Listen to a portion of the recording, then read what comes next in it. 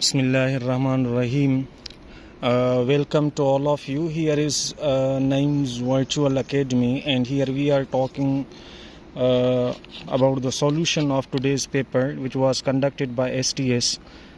हाणे ही जेको इंटरमीडिएट जो अॼु जो पेपर आहे उन ते असां पहिरियों त ही पैसेज ॾिनो वियो आहे बाबा तव्हांखे मोबाइल में मथां न नज़र रहंदो हुजे तव्हां पंहिंजे उन में मोबाइल में ॾिसोसि पहिरियों त इन खे पढ़ी वञूं ऐं बाद में पोइ असां ॾिसूंसि था पिया त इन मां जेके आहिनि त मोस्टली जेका आंसर्स आहिनि उहे कहिड़ा आहिनि माना road users need to be made aware of safety factors that can make road safe for us for use. A number of strategies can be adopted for this purpose. The media, both radio and television, can give people road safety instructions through appealing programs.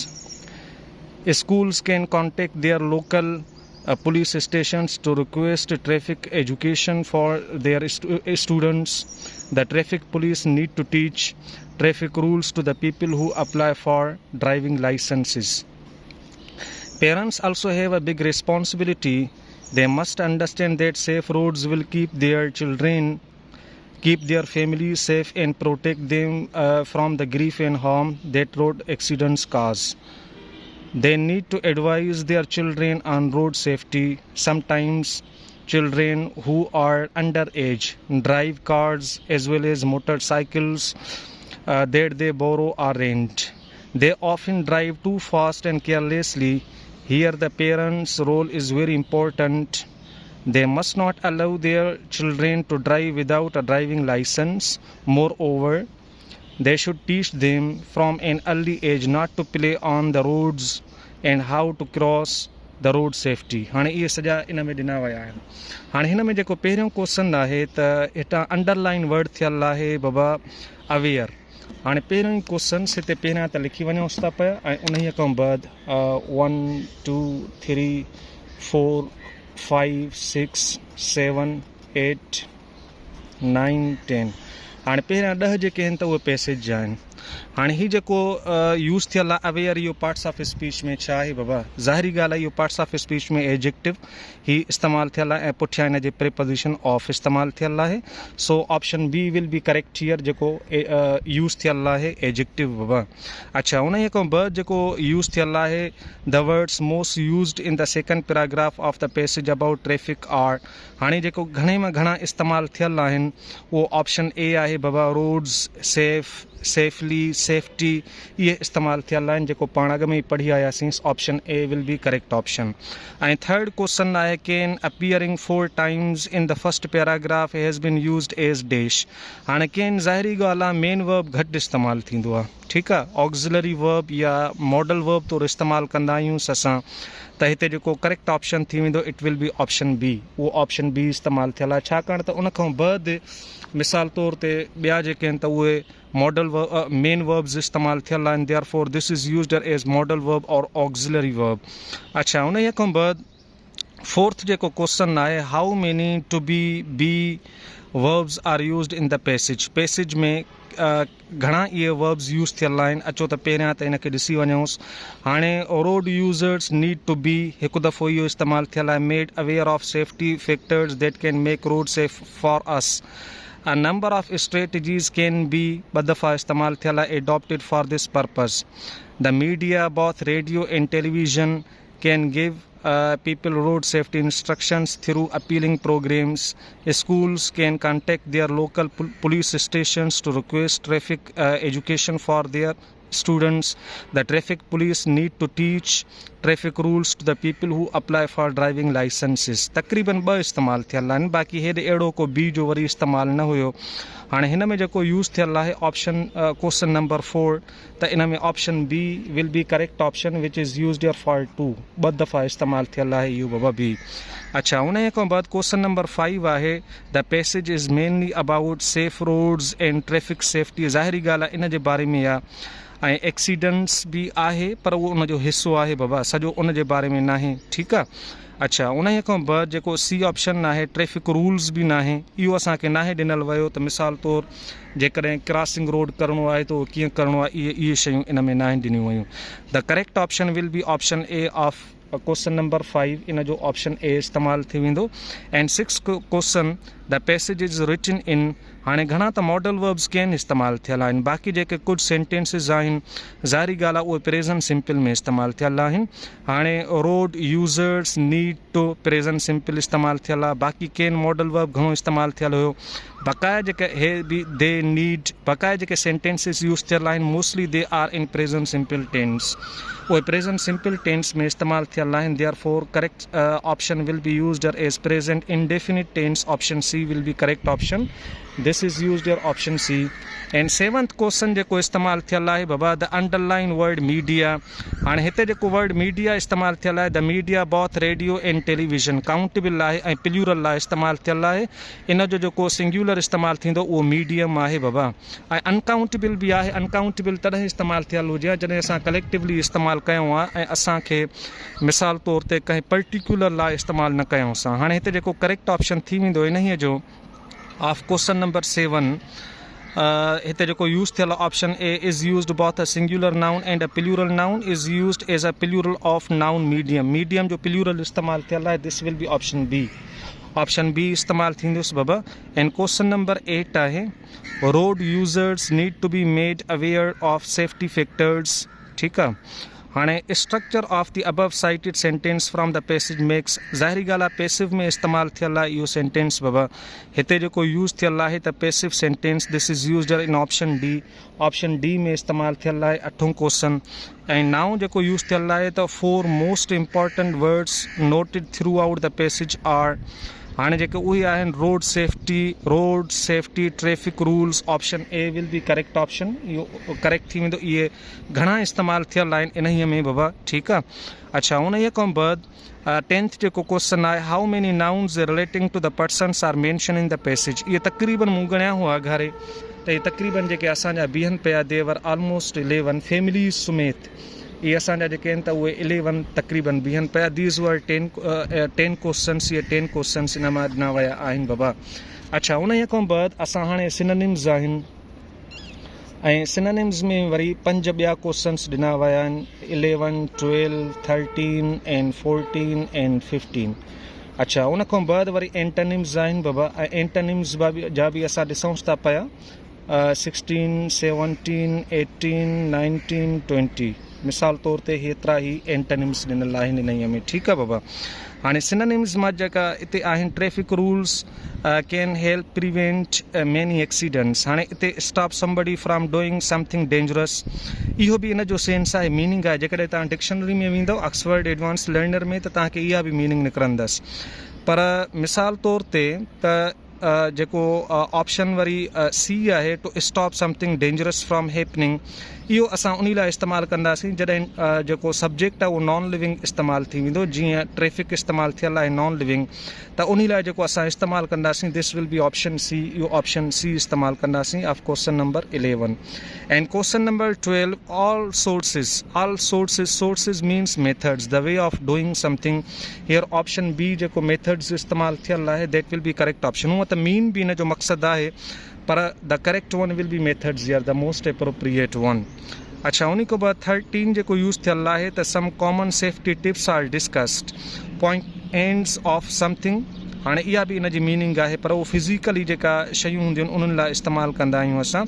Some parts of something इहा बि इन जी meaning आहे पर हिते इहा न निकिरंदसि। Secret are expert pieces of advice. Option C will be correct option of 13 question. And 14 question we should learn English. हिते जेको लर्न असांखे मीनिंग ॾेखारींदो उहा ॾेखारींदो option B gain knowledge by studying something. This will be option B. This will be the correct option here in 14 question. And in 15 question we visited our grandmother last summer. Last ji meaning past बि आहे बाबा ending भी आहे सब ये meanings अथसि but the most appropriate will be used as previous. हिते असांखे previous जी मीनिंग ॾेखारींदो। This will be option C. हाणे इहे जेके मिसाल यूज़ थियल हुआ इहे सिनोनिम्स हुआ। अचो उन खां बाद कुझु वरी एंटोनिम्स आहिनि उन्हनि ॾे हलूंसि था पिया। अच्छा हाणे एंटोनिम्स में पहिरियों जेको यूज़ थियल आहे त right some words that match meaning of these words. हाणे मैच जो जेको कंप्लीटली अपोजिट आहे उहो मिस मैच आहे। Option A will be correct option here इन 16 क्वेश्चन। 16 में ऑप्शन ए इन जो करेक्ट थी वेंदो बाबा। अच्छा उन खां बाद नेक्स्ट वन 17 में जेको यूज़ थियल आहे त यूज़ थियल आहे उन में डॉक्टर्स सर्व ह्यूमन्स। हाणे ह्यूमन्स जो हूअं त अपोज़िट इन ह्यूमन बि आहे बाबा, पर उते असां इहो तॾहिं इस्तेमालु कंदासीं when we are talking about qualities of like a human beings, but here we are talking about human means we are talking about human body। त इन जो जेको अपोज़िट थी वेंदो उहो नन ह्यूमन थींदो। This is used in option B. इहो ऑप्शन बी में इस्तेमालु थियल आहे इन 17 क्वेश्चन 17 में बाबा। अच्छा 18 क्वेश्चन में जेको इस्तेमालु थियल आहे mechanical engineers are paid highly. Highly जो लोएस्ट बि न थींदो, लोली बि न थींदो। Lowly means very humble, least बि न थींदो ऐं उन खां बाद low. It means this will be used is option D, छो त हू एडवर्ब तौरु इस्तेमालु थियल आहे। That gives us the meaning of very much.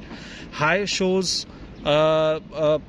size, but highly gives us the meaning of very much, very greatly। that will be used as option D। option D thi windows।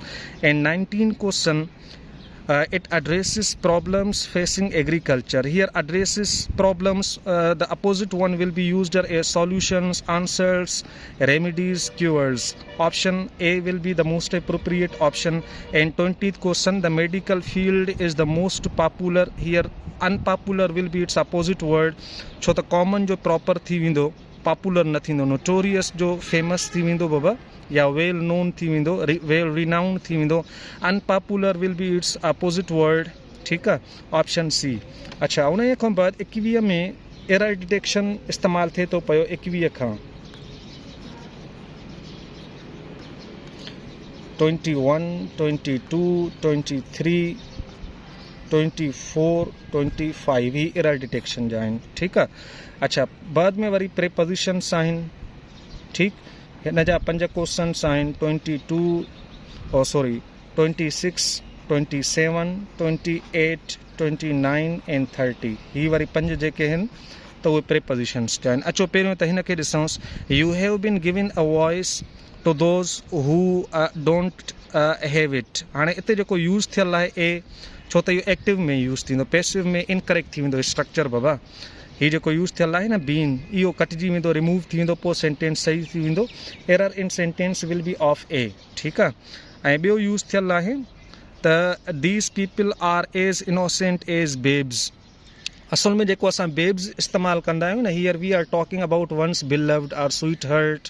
It means when you are talking to her or when you are talking to him in love, we have to use the word as babes। असां नंढड़नि मासूम ॿारनि लाइ use न कंदासीं इहो word. that's why this is semantically error here, pragmatically error here in sentence। this will be option D। option D आहे structural सही आहे बाक़ी बाबा। it is so difficult that one cannot come over it। overcome थींदो आहे, come over इस्तेमालु नाहे थींदो। this will be option D। option D इन जो थी वेंदुसि बाबा। ओवरकम असां इस्तेमालु कंदा आहियूं। He bought some informations. Informations हमेशह सिंगुलर यूज़ थींदो आहे, अनकाउंटेबल आहे। This is used in option C. ही ऑप्शन सी में आहे। ऐं 25 क्वेश्चन आहे त हिज father was mainly away from home because of हिज सम प्री ऑक्यूपेशन्स। हाणे हिन में जेका मेन एरर आहे मुंहिंजे ख़्याल में त इहा डी थी वेंदी, पर मूंखे इहो श्योर न आहे, छो त प्री ऑक्यूपेशन जेको इस्तेमालु कंदा आहियूं असां, it means we are talking about the misunderstanding are errors which are committed by a person. पोइ उन लाइ असां प्री ऑक्यूपेशन, पर उहो सिंगुलर मेनली इस्तेमालु थींदो आहे। त इहो थी सघे थो पियो, पर मूंखे कंफर्म न आहे। बहरहाल पोइ बि लिखी छॾियूंसि था पिया हिते option D, but this is in doubt. इहो डाउट में आहे बाबा। We should take steps dash the regard. In the regard इस्तेमालु कंदासीं। अबाउट आहे, इन आहे, टू आहे, एंड फॉर आहे। Here correct preposition will be used as in, which is in option B. जेको ऑप्शन बी आहे 27 आहे। clever girl Miriam made such a mistake। ठीकु आहे। clever girl Miriam हिते असां जेका एज बि आहे, लाइक बि आहे, टो बि आहे, फॉर आहे, पर जेका करेक्ट प्रीपोजिशन थींदी उहा बी थी वेंदसि, लाइक बाबा। छो त एज असां उते इस्तेमालु कंदा आहियूं, means when we are talking about जॾहिं असां कंहिंजो प्रोफेशन को, मिसाल he is working as a doctor, उन लाइ असां इस्तेमालु कंदासीं न प्रोफेशन लाइ। But when we are talking about resemblance of somebody, then we have to use the word as like. पोइ असां लाइक वर्ड यूज़ कंदासीं उते। माना I spoke dash my foot हाणे ही हिकिड़ो ईडियम टाइप आहे जेको असां इस्तेमालु कंदा आहियूं बाबा कॉमनली एक्सप्रेशन न आहे IB खे अहिड़ा क्वेश्चन न ॾियणु खपनि हिते मास्टर लेवल जा क्वेश्चन्स आहिनि हिते जेका करेक्ट प्रिपोजिशन थींदी it will be used as B option B of my own foot it means you are talking about something that you have done something badly po off my foot that gives us the sense here this one ta yu asa ke sense dindo 29 ahe he worked as ahe 8 ahe to ahe in ahe as will be correct one as a day fruit commission agent option A will be correct option of 29 and 30 he learnt dash love and care dash his mother. He learnt in love and care to his mother. He learnt to love and care for his mother. Option B will be correct option. Your correct option thindo baba. And then we are talking about 31 questions. These 31 questions sentence structure is given.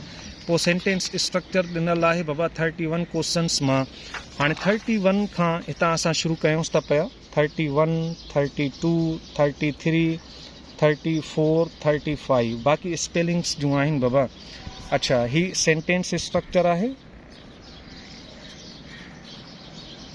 ऐं बाद में वरी spellings जूं आहिनि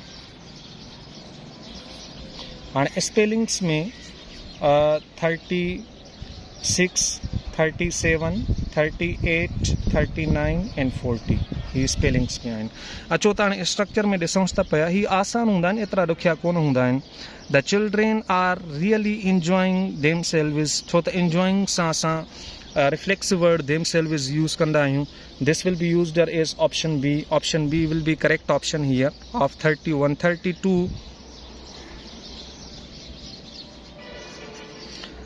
In 32, the old man looks very tired. Option D will be correct option.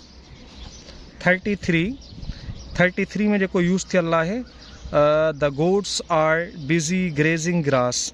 हूअं त busy सां with use कंदा आहियूं पर जेकॾहिं ing फॉर्म यूज़ थियल आहे त पोइ असां का प्रिपोजिशन इस्तेमालु न कंदा in बि यूज़ कंदा आहियूं in doing something पर हिते असां इस्तेमालु न कंदा busy grazing grass. Option C will be correct option here.